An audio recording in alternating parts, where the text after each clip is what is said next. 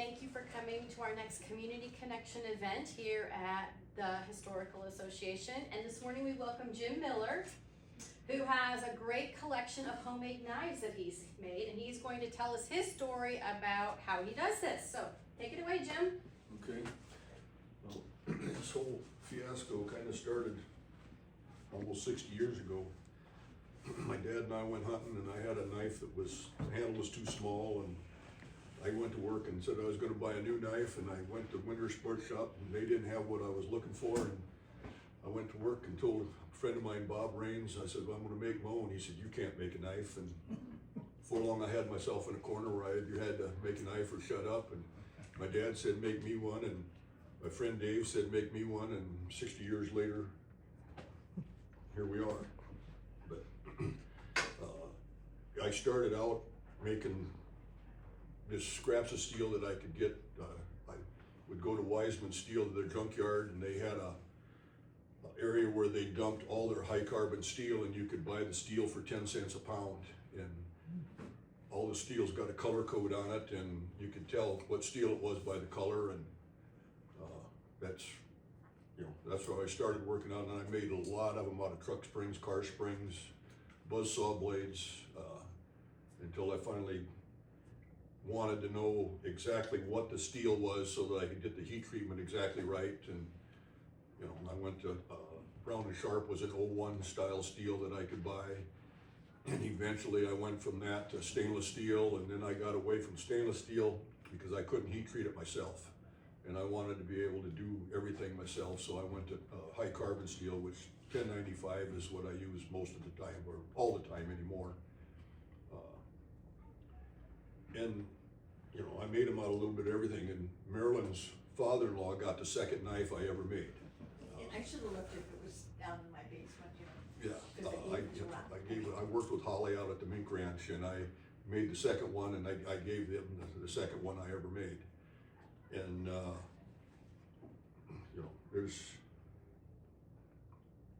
I get real bored doing the same thing over and over. That's why you see a little bit of everything here. I started making Damascus in 1977, and it took me about 2 years in order to get it figured out. There was a bunch of us got together in, I think it was 77, or I think that's when it was, at George Shemick, Custom Blacksmith and Machining, I think it is in Waterloo. He had a shop over on Parker Street at the time, and there was a bunch of us got together there and experimenting making Damascus.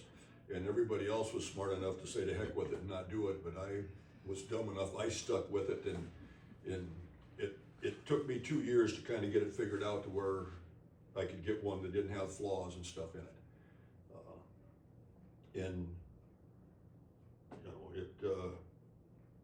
This kept progressing from there. I joined the Knife Makers Guild in 1981, and that was one of the better moves I made as far as selling knives, because the Knife Makers Guild kind of is the good housekeeping seal of approval in the knife world. I've received checks in the mail from somebody in Australia and from another guy from Hong Kong and all over the world that says a friend of mine was at a show and saw such and such a knife, please send same.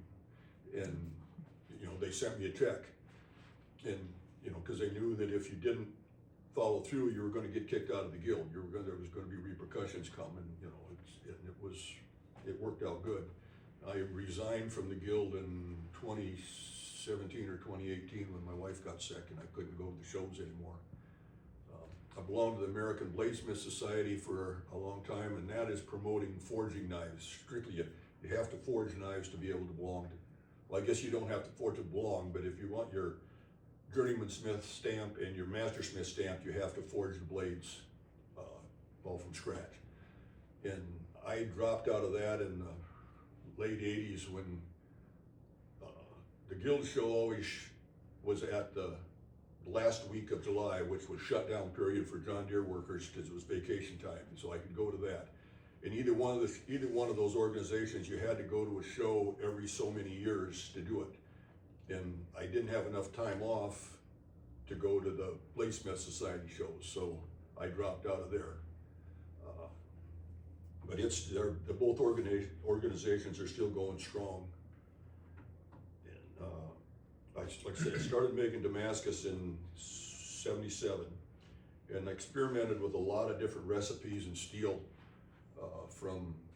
Started out with 01 and mild steel, which made a pretty knife, but it didn't hold an edge because we didn't know for sure why at the time. So I started experimenting again with different kinds of steel. And again, I went to Wiseman's at their scrapyard and got different pieces of high carbon steel to mix into the billet. And I got some that would work, that would hold a good edge. And after a few years later, a friend of mine, Howard Clark from Runnels, Iowa, got to working with John Verhoeven, who was a metallurgist at Iowa State University. And we figured out, or they figured out, that when the steel reaches its critical temperature, which in carbon steels is about 1450 degrees, the carbon migrates from one piece of steel to the other in the billet, unless you have a dam in there of nickel. The carbon won't migrate through nickel. And so when we were using the 01 and the mild steel, we were ending up, because 01 is a 1% carbon steel.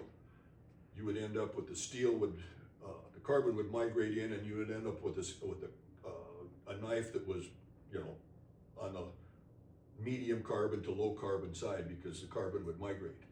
Well, once we figured out what the different kinds of steel were, why we started making way better Damascus.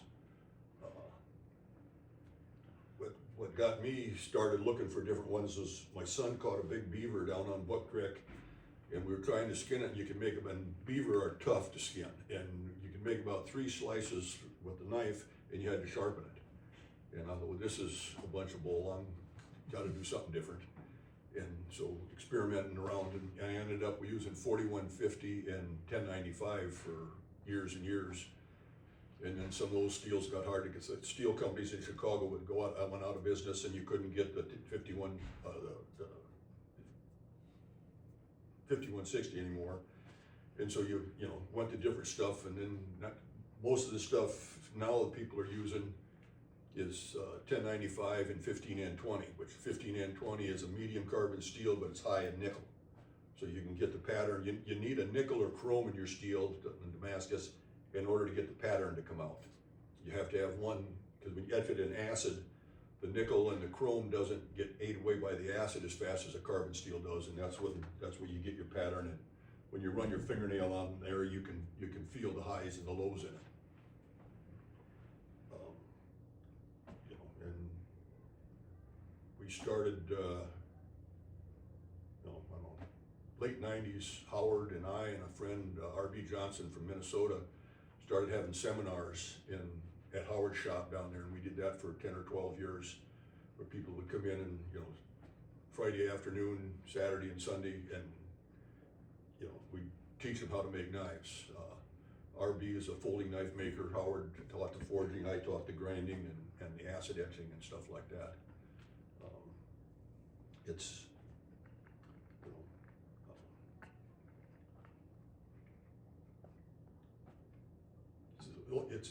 only hobby. Well, and Rob nailed it on the head one time. He was working, it was Christmas Eve day. We were in the shop.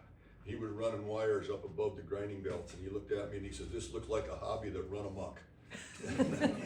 Because the dirt was falling. It's dirty. I mean, it's the dirtiest profession you can have. I think you wear a mask all the time, but it's the only hobby I ever started out as a hobby and ended up as a business.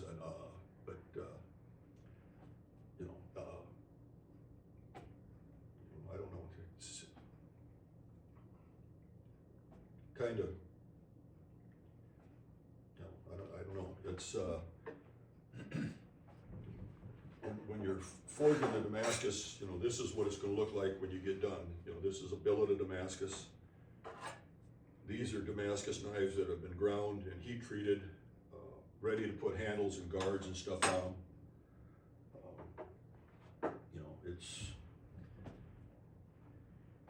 It's been a good business for me. I enjoy it. I enjoy the people that you meet. I've had a cutlery store in Paris. Handled my stuff for years. There's a cutlery store in Italy it did, and, but my customers are all kind of like me, they're all getting old and going out of business, or a lot of them have died off and stuff like that, you know, so it's, I don't do many shows anymore, simply because I don't want to travel. I don't like to drive a long ways and stuff like that. I still do a gun show in Cedar Rapids once in a while. I do a show in Janesville, Wisconsin in March. But a lot of my stuff is patterned after historical pieces. A lot of my customers, when I was doing a lot of rendezvous, were reenactors, and you had to be able to document that a knife was at a certain place in history. You know, if they were going to their reenactments, they have to be juried in, and you'd have to send pictures of your camp and your clothes and everything. So I'd have to be able to document that a certain knife was at a certain point in history at a certain time. Like this knife right here is a style of knife that was in 1833. Carl Bodmer did a painting.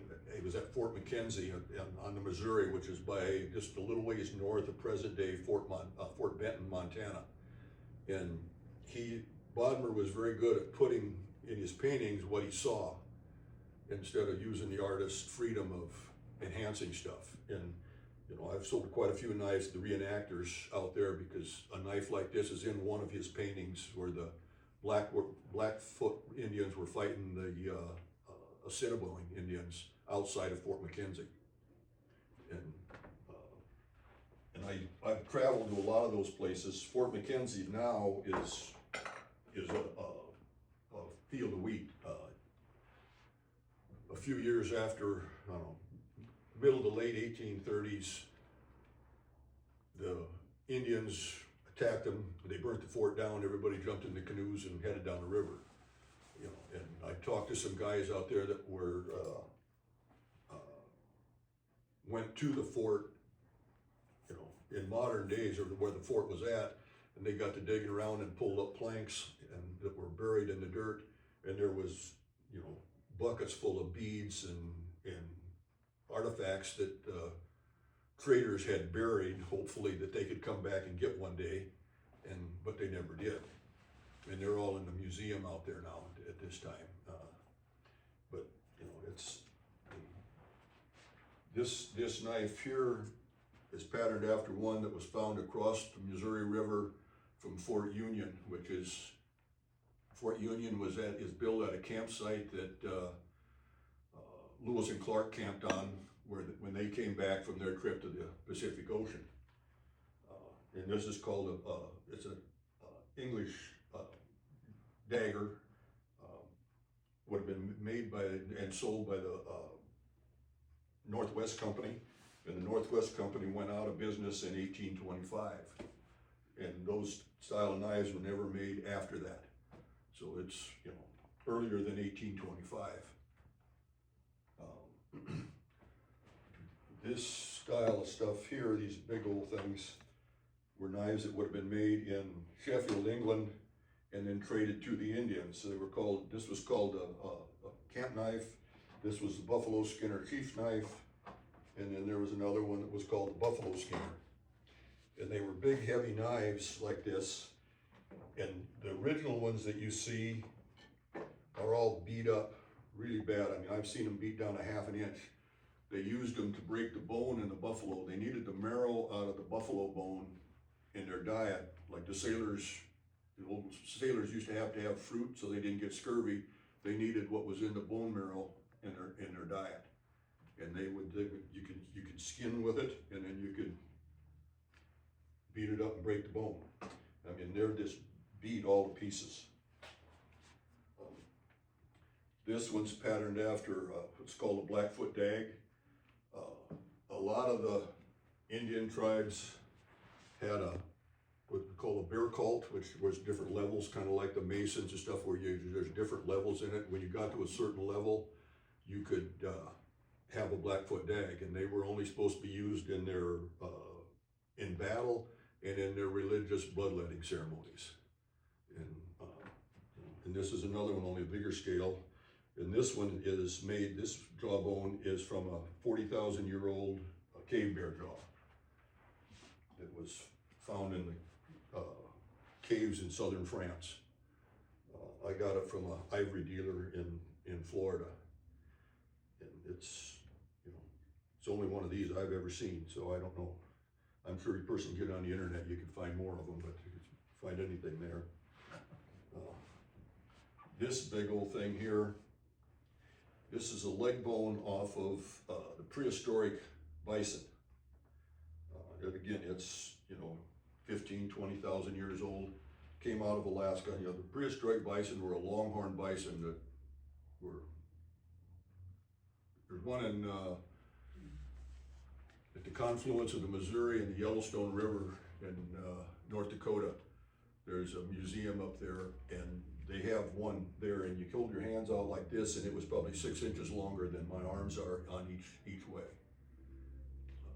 And like I was telling somebody before, if I'd have cut this up and put it on a handle, you just had a little piece of brown bone. But that's why it needed to have a knife that was, so you could use the whole thing, so you could see what it was.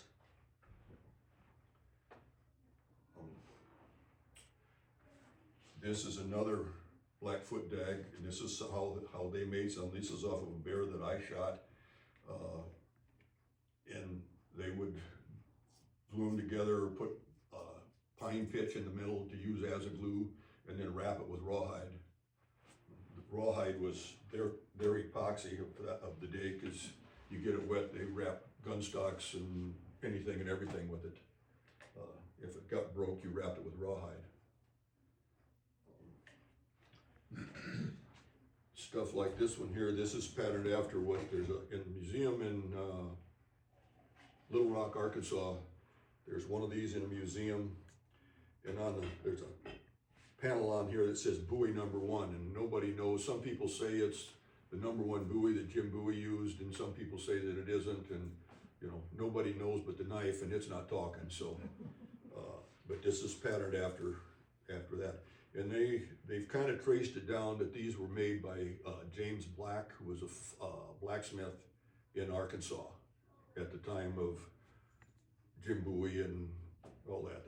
They've found some pictures and stuff, paintings and stuff of him with a judge who also was connected with Jim Bowie and his brother Resin Bowie. When they have those knives like guardless coffin handles. They call it a coffin handle because it's shaped like a coffin. And he was the first guy to make the guardless style coffin handles. I make several different styles of them now. This will be one day when I get it all done.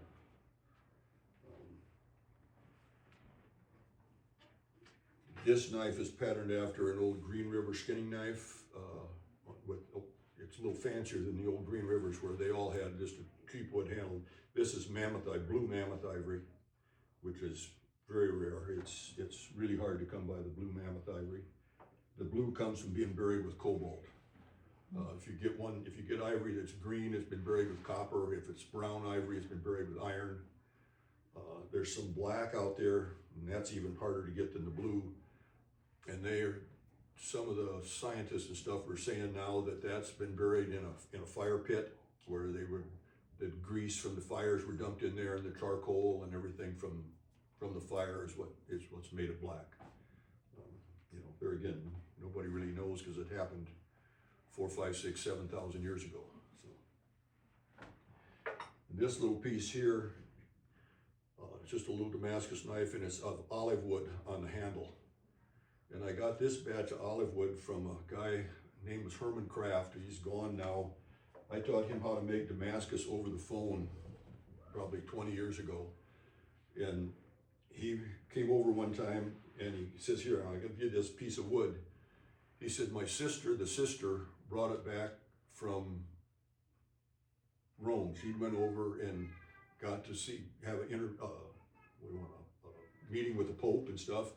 And he says, I don't know whether she smuggled it back or whether she brought it back, but he says, my sister, the sister, brought it back and gave it to me." This one's made out of cable Damascus.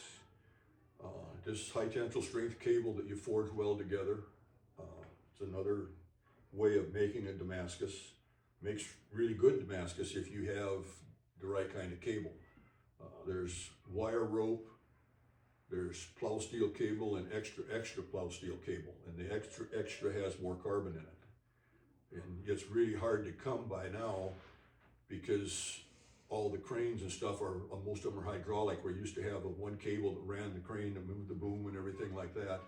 Like the old drag lines that they used to have, what they would throw out and then drag it back. Well, the one that pulled the cable back, or pulled the bucket back, was the best cable. Now most of it's just wire rope, and it's just, if you need more strength, they just make a bigger rope instead of using better steel in it. And this is a Tomahawk. I make a few. I don't make them anymore. I can't forge anymore, so I don't make any more of the axes and the Tomahawks. But it's a functioning pipe. The handle's drilled, and I've sold Tomahawks to people that wanted to know if I furnished a wacky weed with them. I told them they're on their own there. And this is a Damascus axe. This is the first Damascus axe I ever made. I've made not a lot of them, maybe 8 or 10 of them.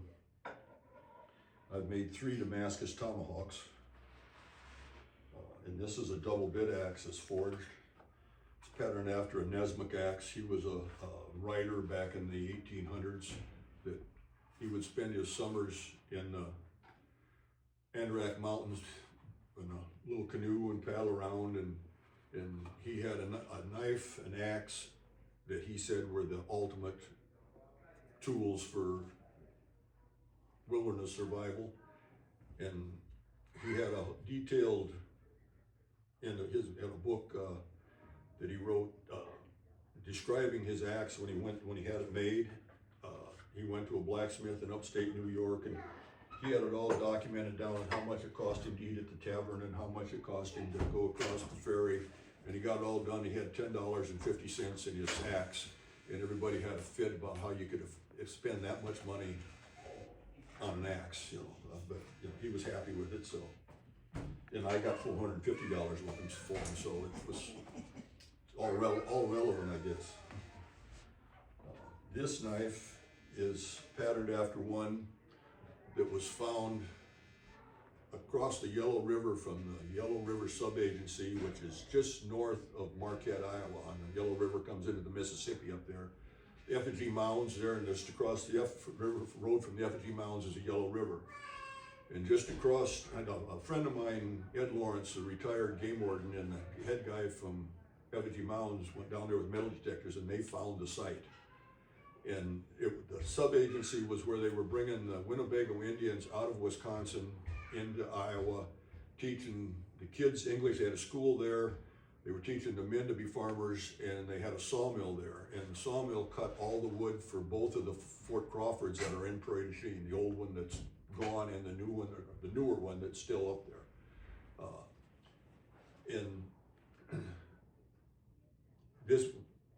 I got the pattern for this from a sculptor in Montana who's a collector of old knives, and he sent me a full-size picture of it, or a photocopy, and it says on the thing it was from an old French collection, or an old Iowa collection of a French dagger. And you can see how it's all worn on one side. That's the way the original one was, and I try to make them as close as I can to the original. And the guard is off center. Nothing's on center on it. Well, my thought, and it's strictly my idea. I mean, I don't know. Nobody knows for sure. But Prairie du Chien was a center for trade long before white men ever got here. Got the Wisconsin River and Mississippi River and everything in there. The Indians got together and traded there long before the French and people did. But I've got a book at home somewhere that tells about all the axe makers, tomahawk makers and stuff like that in Prairie du Chien, and it was an industrial city of the time. And my theory is it was probably made by a French blacksmith in Prairie du Chien and traded, And I would guess that this side, the guy that had it wore on his side, he was right-handed. He'd pull it out like that and cut with it. Well, that side got used more, so it got sharpened more. It just wore down and crooked. And I sold 2 of these knives to the Walt Disney company that were in the Lone Ranger movie.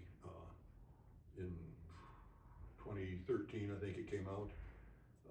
Linda and I were at a knife show in Las Vegas, and Chris Peck was the prop master, and he came through and was looking at my stuff, and he says, "Tell me about the knives." And I started, he said, "I want to know about this old looking stuff." And I told him, and he says, "Okay, I want 2 of those." I said, "Well, I only got 1." Well, he says, "How long will it take me to get a second one?" I said, I don't know, 6 weeks or so. "Oh, no. He says, "That's not near soon enough." And I said, "Well, I've got one laying at home on the bench, partway done. As soon as I get home, I'll go to work on it. And when I get it done, I'll email you and tell you it's done. And if it's soon enough, fine. If it's not, that'd be fine too." Well, it took us 2 days to get home. When I got home, there was, 2 or 3 messages on the answer machine wanting to know how the knife was coming. And I got it done and got it aged, and I emailed them and said that I got it done and it's ready to go. And they said, "Okay." I said, "What about shipping?" He says, "Don't worry about the shipping. We'll take care of that." Well, at 4 o'clock in the afternoon, FedEx people showed up and took the knife, and we tracked the numbers down, and it was 9:15, 9:20 or something like that. The next morning, it was delivered out into the desert where they were shooting the movie in Arizona, Utah, down there. The Monument Valley is where they were shooting the movie, So it cost them way more to get it shipped overnight like that than it did for the knives. But it, like Linda said on the way home there, she says, for a couple old people from Iowa, that was kind of a big deal. That we ended up selling them to the guy. I don't know if anybody watched the movie, but you hear a clank, clank, clank, and Johnny Depp was Tonto, and he says train robbery, and he sticks the knife up like that. That was my knife, and it was that. In 2013, the Super Bowl, they had a 15-second ad at the end of the Super Bowl for the Lone Ranger movie, and the last scene on that ad was the guy had, you can see that the tip of the knife sticking up like that. And I didn't even see it the first time because Dad had to call me up and tell me that it was on. But one like this is called a push dirk. It was basically a fighting knife. The Mississippi riverboat gamblers made them real popular. They would be worn in their lapel, kind of almost like a piece of jewelry. A lot of them, handles would be ivory and all carved and scrimshawed and stuff like that. That was just, I'm sure they were used, but it was, a lot of it was a status symbol. Well, this knife here is patterned after a knife that Jeremiah Johnson from Robert Redford, who's had the movie. Again, Linda and I were at the Buffalo Bill Museum in Cody, Wyoming, and they had a table display under glass of all the artifact, or everything that Jeremiah Johnson had when he died in 1903 at a soldier's home in San Diego or something, I think. And this had this big Bowie knife, and it was made by Wolfson's and Son. You can read the name on it, but you can see where the steps on there, it would have had a guard on it, and it had American elk on the handle.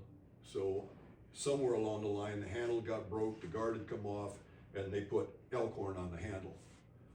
So this is made as close as I could make to what the original was. And the original sheath was tooled just like this, only about this much of the sheath was missing where it had been long, and when you sit down and stuff, it rubs and bent over, and the leather had worn away.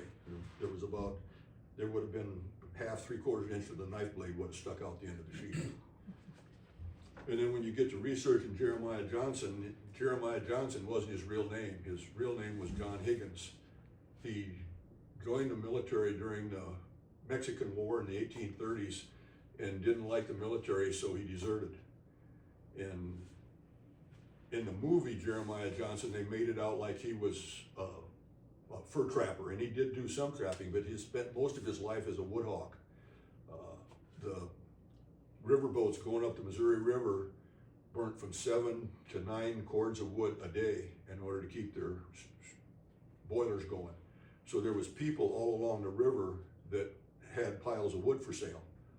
And usually it was 2 to 3 people worked together. Well, he was kind of evidently kind of an ornery so-and-so. And so he worked by himself, and the Indians didn't like him, and they killed him every chance they got. But he was one of them guys that was mean enough and deadly enough that he got by. And they said by his wood piles, there would always be finger bones and skulls and stuff like that of the Indians that he killed that he was selling as souvenirs. And he was just one ornery son of a gun. But it kept him alive till he died of old age.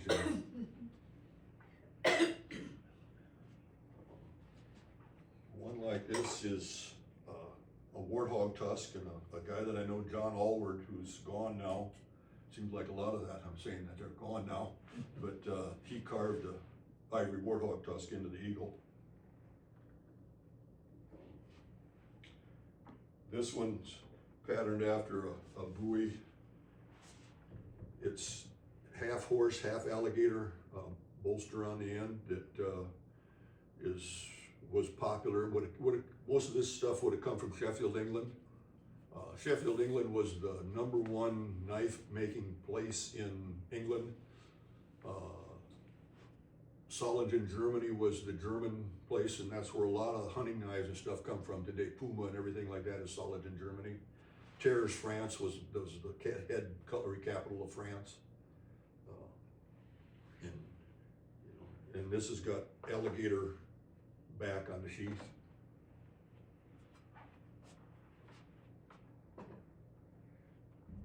This knife and this knife are patterned after Finnish pukas.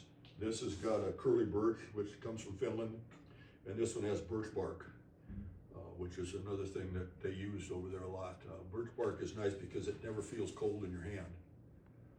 It's got a soft texture, and it's very lightweight. Oops. And this sheath also comes from, the leather comes from Finland, and it's tanned so that a third of the leather, a third on the inside, a third on the outside are tanned, but the center of the leather is rawhide. And you can see it, and when it'll work it wet, and it'll harden up, and just like a chunk of the rawhide that's around there, it gets hard. And this one, this style has a wooden liner in it, and then it's wrapped with the leather. And when you put it in, you can hear the snap. And in Finland, if it doesn't snap when you put it in, it's not right. It's got to snap. Did you make the sheaths for these, Jim? Yes, Okay. I did everything except these. Yeah, if anybody's got any questions, just holler. I got my hearing aid turned up, so I'll even be able to hear you.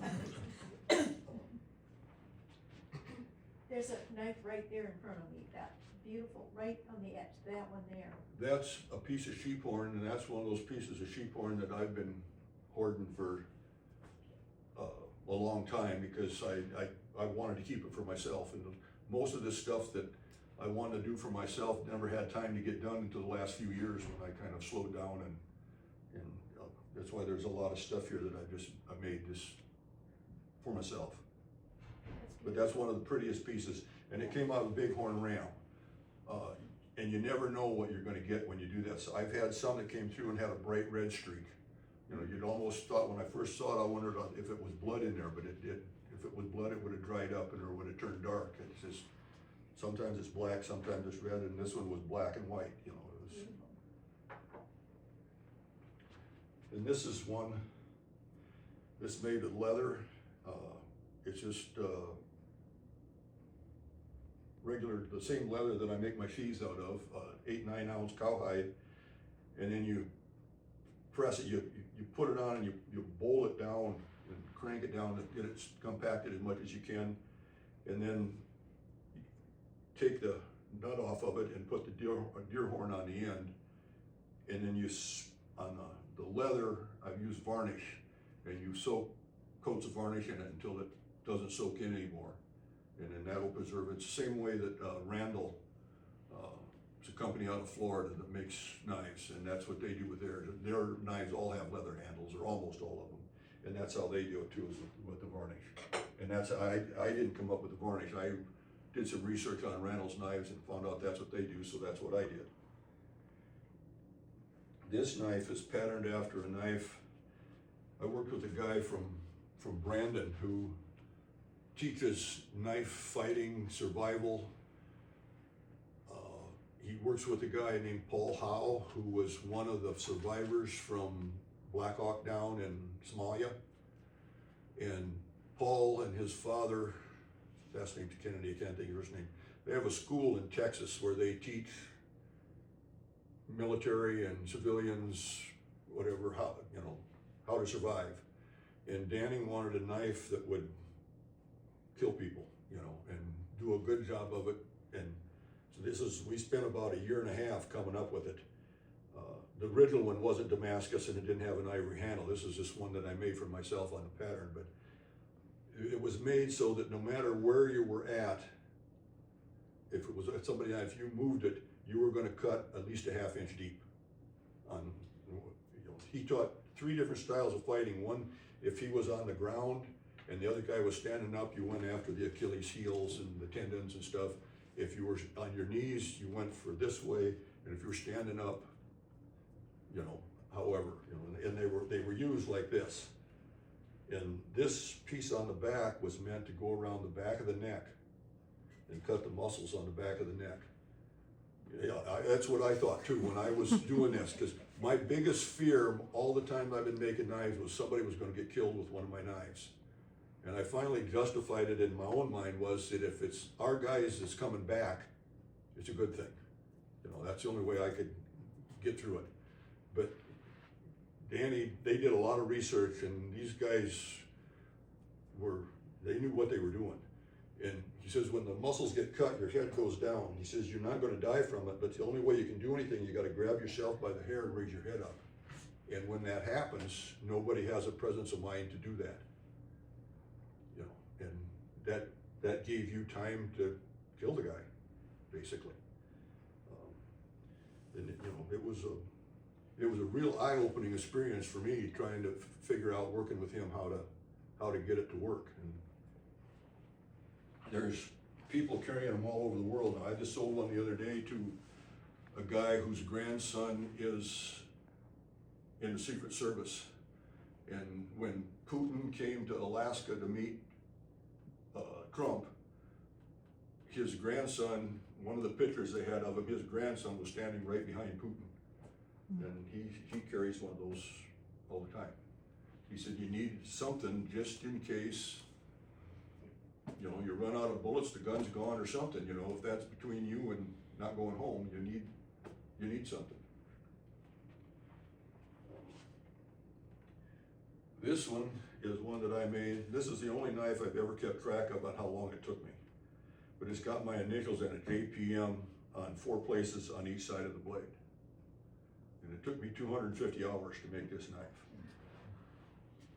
You machine the letters out of 3/8 thick or 3/8 square key stock, and then you wrap those in 7,000 thick nickel, and then you machine pieces to square that up so you have a square piece, and then you forge weld that together, and then you have the 1 JPM, and then you have to slice that off and weld 2 of them together, and then you do that again, and then you weld those 4 together, and then you have to cut it in half and put one way, and you have to reverse it on the other side, or they're backwards, and then you wrap it with the pattern welded Damascus and go on from there.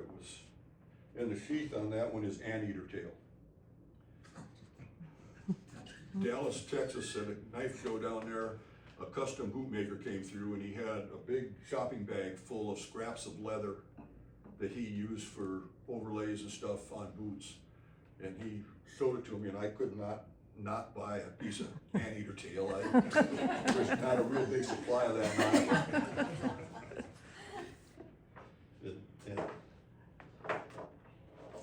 This one is elephant leather here.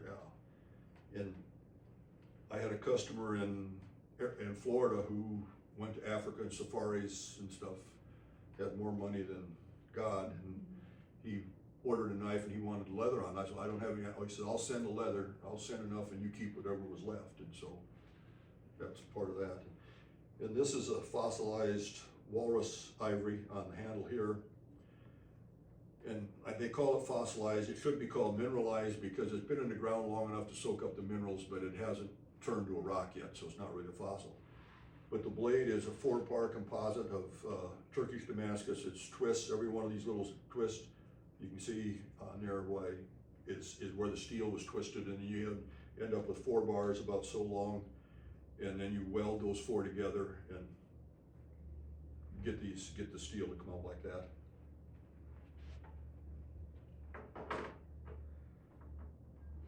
What else? This is one that's made out of a curved tooth file.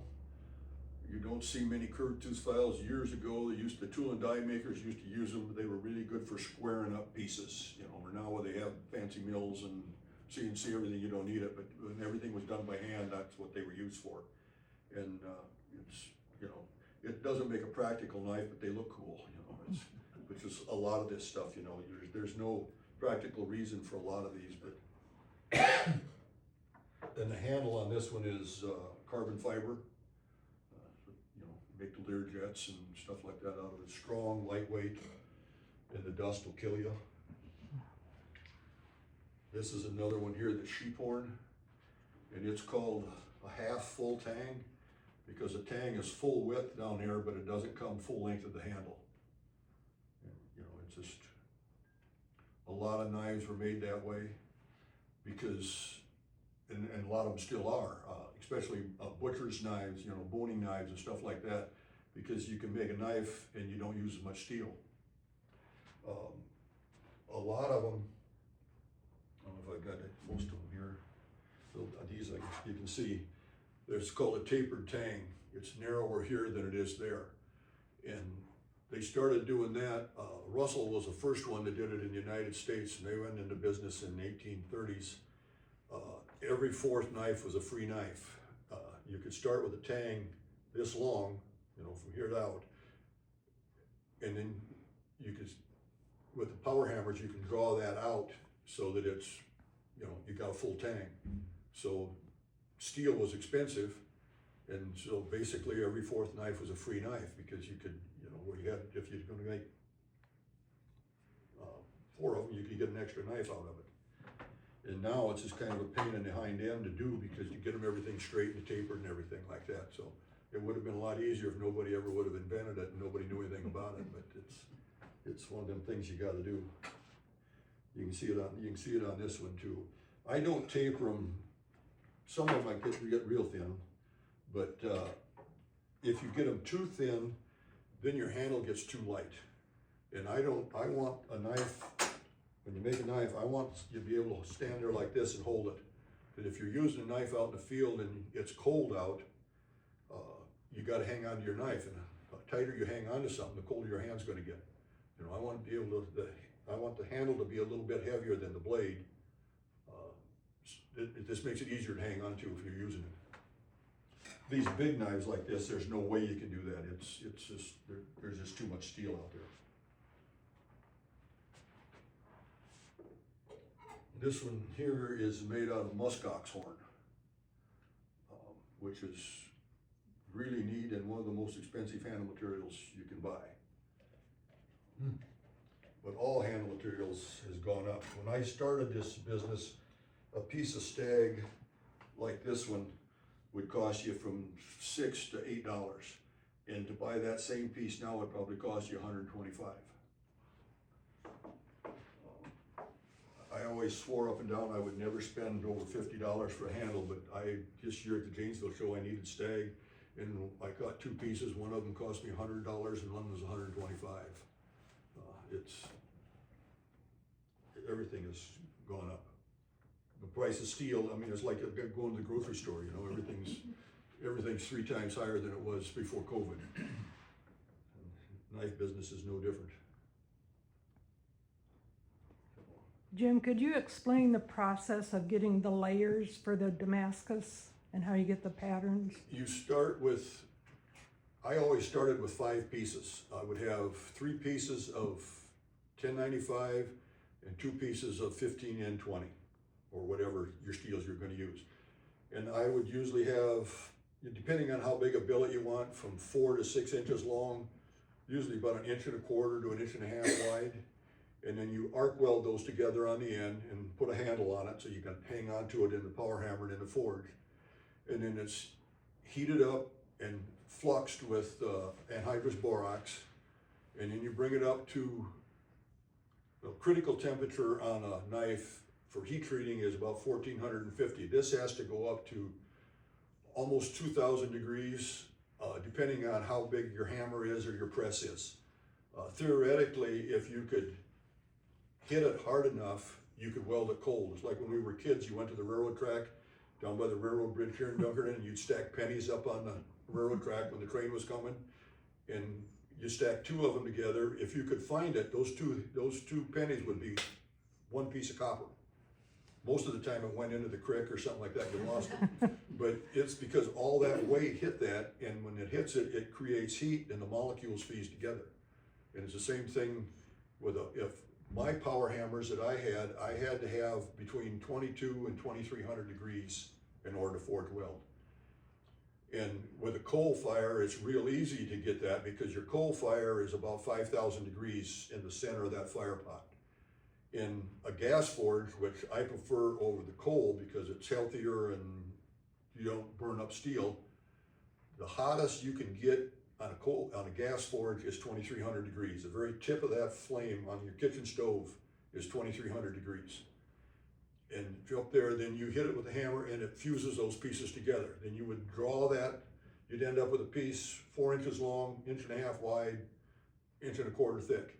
And then you draw that out until you had a piece approximately 1/4 inch thick, 1.25 inches, 1.5 inches wide. Then you cut that up in equal pieces and stack that together. So the next time you got 25 layers. And you do that same process again. You bring it up to the temperature, you forge weld it together, draw it back out, cut it up into pieces, and just keep doing that, So then you've got 100 layers. You cut it up into 4 pieces, you've got 100 layers. So then you draw it back out again, cut it back up, you got 400 layers. The most I ever put in a knife was 40,000. But when you do that, it's blending back into one steel. You can't etch it. If you etch it, it all looks the same. If you polish it, you took it out in the sun and you lay it like that, you could kind of see the different layers in it.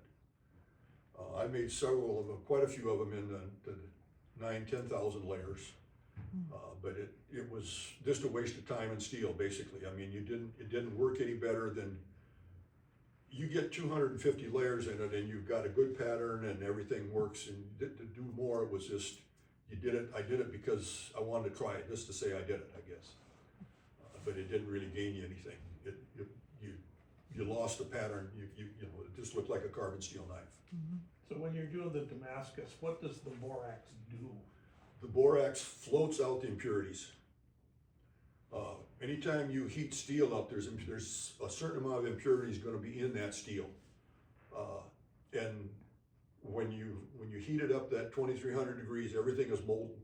And when you forge weld it, and you do some forging, so the sparks fly, well, I got shirts and pants that are all got holes burned in them because it flies out and hits you. And but it just floats the impurities out.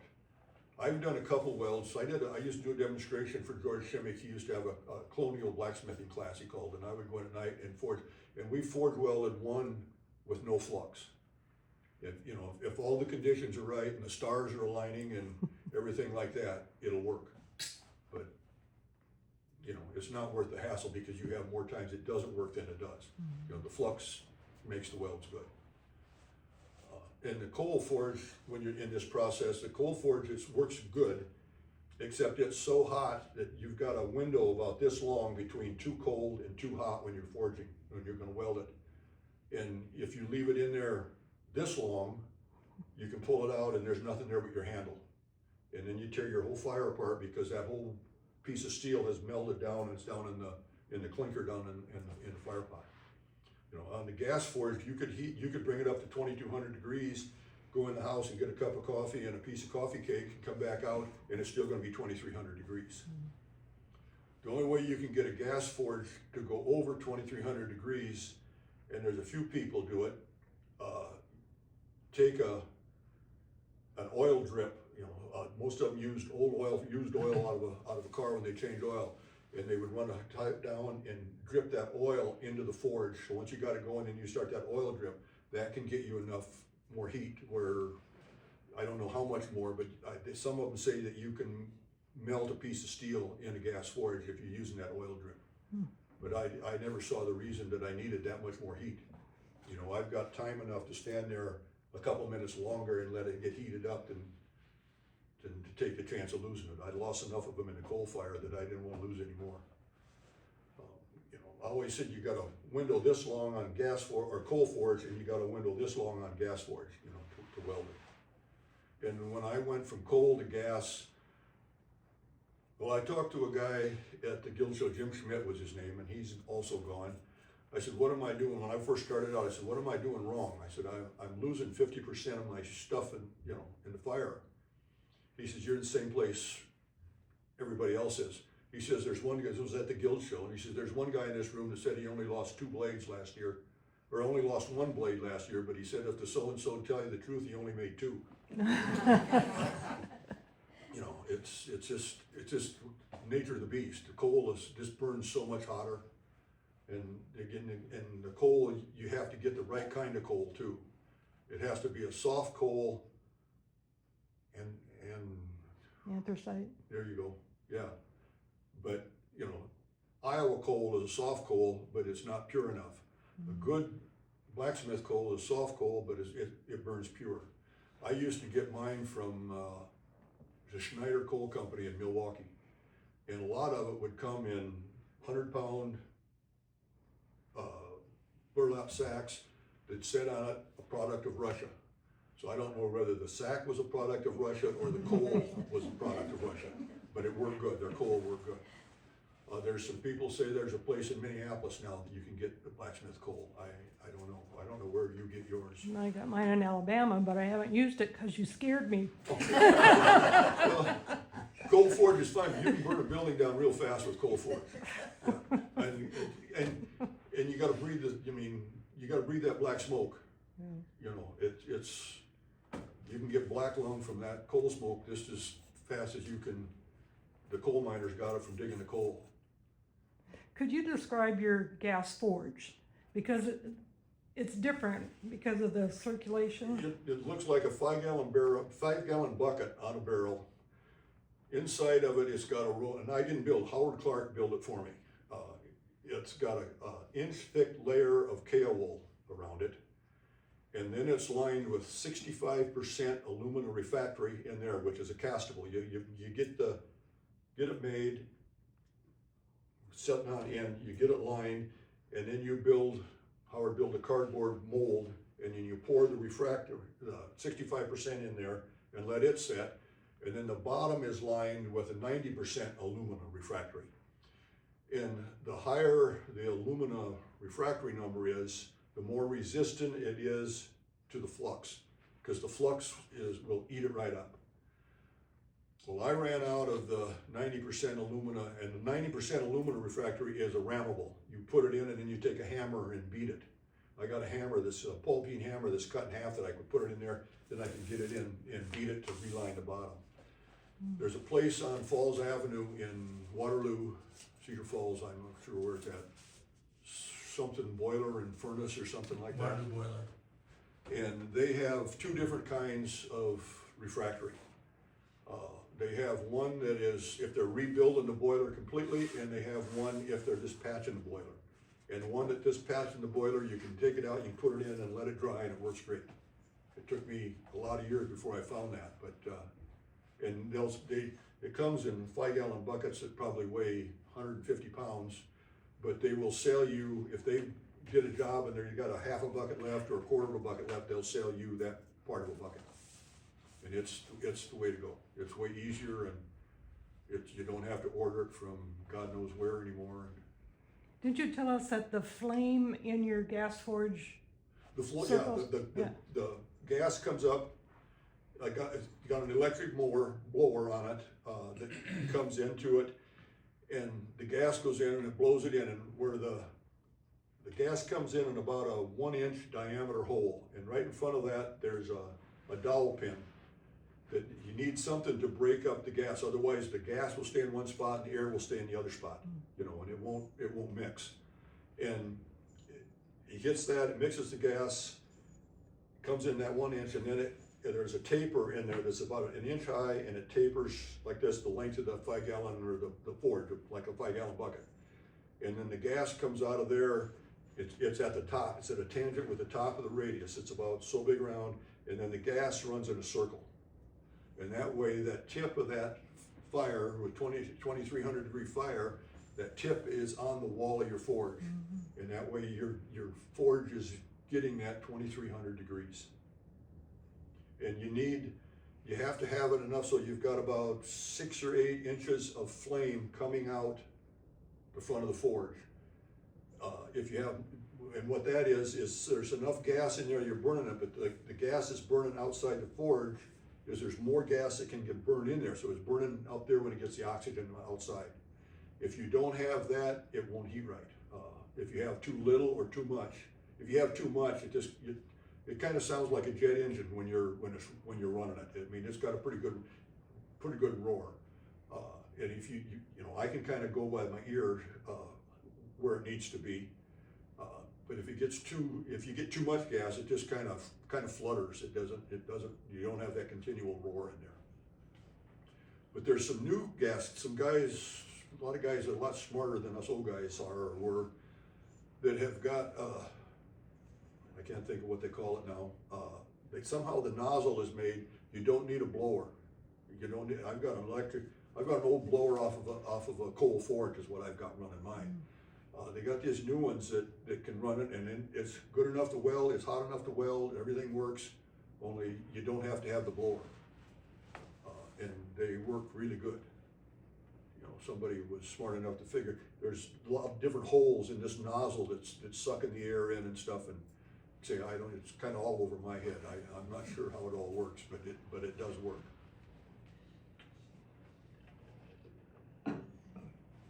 Jim, you brought up the Disney knife. Do you have any other knives out there that are owned by famous people? Tom Selleck, and Is that knife in a movie? no, knife hangs around his neck when he goes to shows. And Michael and Stephen Brandman, the two producers for his movies, they've both got knives. They've got hunting knives. They're big time, big game hunters, doll sheep, stone sheep stuff in Alaska that they carry them. And then there's another guy, Mark Johnson, who's he works on Winchesters in California, and that's how I hooked up with him, because Selleck is a big time Winchester collector. And Mark and his son Shane both own my knives, and Mark does bit parts in a lot of movies. I watched, they had the other day on one TV show, or TV channel, they had a whole series of Selleck's movies, and you know, there was 4 people on one of those movies that I'd sold knives to. And what movie is that? Oh, it's, one of them was it not Shadow Riders? I don't remember what the name of it is. I can't remember what I had for breakfast, but I can remember what happened 30 years ago. But I sold knives to a guy, and he's gone too. Eric Meyer was his name. He had the only aluminum recycling plant in Europe, and he sold it in 1986 for $13 billion. And he liked knives, and he bought knives. I had a stand-in order from him. Anytime I found a knife, found a piece of meteorite big enough to make a knife out of the meteorite, just make it and send it to him. And he bought all kinds of knives. I mean, if it wasn't for collectors like that, I'd have been out of business a long time ago. Because I sell you a knife, you know, unless the handle cracks like the one you brought to me, you know, that knife's gonna last you the rest of your life. You know, somebody don't steal it or you don't lose it. You know, I've got to, in order for me to be in business, I got to have collectors out there. You know, I have a couple in Illinois that have 180 of my knives. Geez, I only have 5. Well, slackers. Buy the whole table. I think you told Rob when he bought a knife, don't just set it in Use the it. closet, use it, right? I Tell would, me if I I would wouldn't much use it, you rather have wouldn't sell somebody it. say, you use that knife and it worked good than to say, it looks really pretty. But if I don't have those people that are looking at them, I'd been out of business a long time ago. How hard is it to forge a meteorite? It's a pain in the hind end. The first time I tried to forge one, and I got to where I didn't forge them anymore, because you never know. The first time I forged one, fortunately I did it at night after work. It got it red hot, I had it on there and I hit it and it just exploded. And I was, shut the light off quick so it was dark with a needle nose pliers and a tin can picking up the red spots laying around on the floor of my shop. Some meteorites you can use, some of them you can't. Now there's one of them here somewhere. Maybe I didn't get So the that. pieces, you couldn't use them, they were. I kind of stuck them back together the best I could and got them flattened out so I could use them a little bit. Now here's one here that's got a meteorite on the handle. People can look at it. It's got the simvastatin pattern in there, but when you forge a meteorite, you lose about 80% of that simvastatic pattern. And the experts, and there again, it's all the way above my head, but the experts say the reason you have the pattern in that stuff is that it's cooling, as it's coming through space, it's cooling at 1.5 to 2 degrees per 1,000 years. You know, and I don't have time enough to cool something that slow.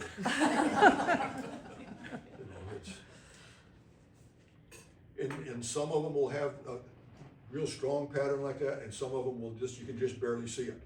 You know, and I don't know what the difference is or why.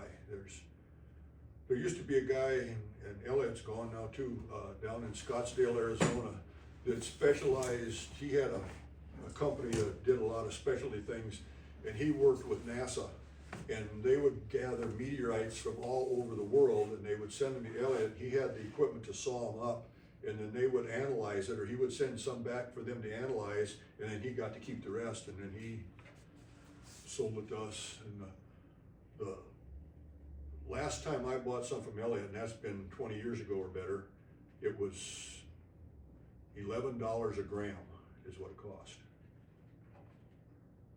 So what are the basic metals in a The meteorite? 3 basic metals are iron, nickel, and platinum. Bill Moran was the first guy that put meteorite in a knife back in the 60s or 70s, something like that. And he sent a piece of it to a metallurgy lab. He was from Maryland. He sent a piece to a metallurgy lab out there. And they said there's 7 different kinds of metal in here. 4 of them we know what they are. The other ones they've never seen it before. And I've got a chunk at home that I slice off to make those pieces. And I've had it where you're going along with a bimetal blade on a bandsaw, which is a good hard blade, and you go along, and in 1 revolution, every tooth is gone. Huh. I mean, you absolutely can't. You can't cut it. I've tried to mill them flat with a carbide end mill, and in 1 revolution, if you hit one of those hard spots, the carbide is 80 something Rockwell. You know, it's just gone. It just disintegrates. So you know, I don't know what some of them are. You always hear the old stories about the guy that had the sword made out of meteorite and it cut the gun barrel in 2. You know, a lot of stories. But you know, if somebody happened to have one of those whole meteorites that was made out of that hard metal, you know, who knows what it could do? You know, I'm sure it's not going to cut a gun barrel in 2, but you could make a good dent in it, I'm sure. But yeah, it's neat looking. So you get most of your material at shows. Yeah. The steel, my steel, I buy, the carbon steel now I buy from Admiral Steel. I can't make Damascus anymore, so there's a company in Alabama called Alabama Damascus, and I buy it from them. And this piece here is made by a guy in southern Iowa, Carlin Alandis. He's a young guy that came up, I don't know, 8, 9 years ago, and spent a day, a couple different times, spent the day with me in the shop and stuff, and when he was first starting out, and I was cleaning my shop up a little bit, which anybody that's ever been there knows that it needs a little cleaning, but, and I had a whole I found a bunch of steel that I can't use it all, it had to be forged, and I couldn't do it, so I gave it to Carlin, and I says, I don't want any money, just, make me some Damascus. So I got a box in the mail here the other day that had enough for probably 11 or 12 Damascus knives, and this was one of the billets. And and he says, and you'll get another box in the future. And this billet is made out of fish hook. It's Canister Damascus. You ever watch Forged in Fire? Mm-hmm. They use the Canister Damascus. They take a piece of square tubing, weld the bottom on the end, fill it full of whatever steel you want, like fish hooks or ball bearings or whatever, and then you pour powdered steel in on top of that, and then you weld the top on it and press it together. Mm-hmm. And this is made out of fish hooks. And I kind of etched a little bit, you kind of see a little bit of the pattern in that. It'll look altogether different once you get the bevel ground on it and stuff. So where do you go from here with that billet? I'll grind it out, stock removal. Normally I would have forged it to shape, but I can't, my back's so bad I can't do that anymore. Plus I got rid of all my power hammers and stuff just so that I didn't do something stupid and go out and I know what you're talking make myself worse. But you really don't know, you haven't kept track of, like, on an average, what do you think you spend in one night? Hours? I don't keep track at all. Anymore. Because if I did that $125 knife, it'd be $200. Because I think I needed to make a decent hourly wage. The only knife I've ever kept track of That one, was, yeah. wherever it's at, right here, was this one right here. Yeah. That's the only one I've ever kept track of. And I make it a purpose not to, because I don't, anymore, it takes me a lot longer to make one now than it used to. I used to be able to crank them out pretty fast, but it takes me a lot longer anymore. Because like I said, I putz out there more than go out there and go to work. Yeah. And, and when I get tired of making knives, I turn bowls and cups and goblets. Rich and Marge have seen them before. Oh, yeah. Oh, that's beautiful, Jim. You're still doing the wood. You're still doing wood. Oh, yeah. I just made this one yesterday. I gotta see the inside of that. Cedar. There's red cedar and there's some oak and there's some, Oh, that's beautiful, Jim. there's some, 2 pieces of old growth fir that when we cleaned out my dad's garage, he had a piece of fir in there that's, God only knows how old it is, but it's got the real tight grain. You can tell it's the old growth grain. How much do you charge for a bowl like that? I don't sell bowls. Okay. That is gorgeous. Linda and I used to say that if you buy a knife, you gotta take a bowl with you. Just Okay.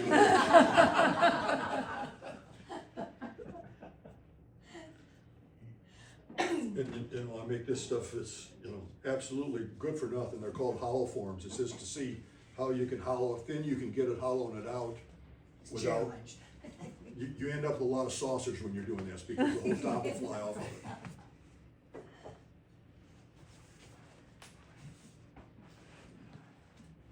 Can we come up and take a look? Pardon? Can we come up and take a look? Absolutely, yeah, absolutely. Give me that one paper over here. Yes. Yeah, feel free to pick them up and look at them. I got something to show you, Jim. Okay. Oh, that's old. Yeah. Do you know what date that We was? still honoring them? Probably not. I haven't made one of those knives for 40 years, and the other day going through my shop, I found one that I had I found this out, bandsawed out. I'm guessing there's some papers Dad had, and I was going through stuff the other day, I thought, I better show Jim that. Yeah. Yep. Do you have one of those? I do, yes, Okay. yes. It's pretty cool. Do you have any extras You see that, for the Rob? museum? Rich. Right. Yeah, I I've like got, those stripes, Yeah. Yeah. Sit around. That would be great. Or we can scan and get back. Well, Rich just found it out there, and it's hard telling how.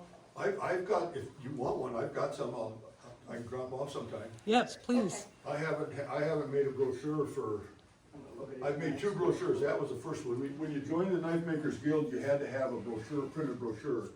Well, then once everybody had websites and stuff like that, they did away with the brochures Sure. because most people went to the website instead, so I haven't done one You in. get this many at home.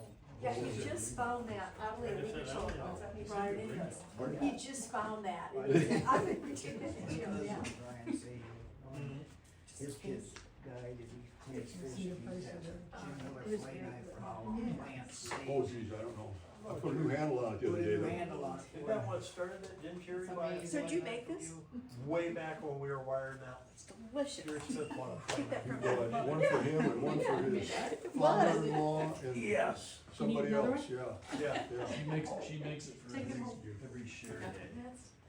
I've got I didn't bring it, I got a walking stick at home that I made out of Didn't bring nuts, but I didn't get it. oryx horn. But I And do then owe I've you got guys that, some nuts. handle is You have a lot. Yeah. one of those. Oh, Yeah, we had it spelled wrong. So, oh, this is, okay.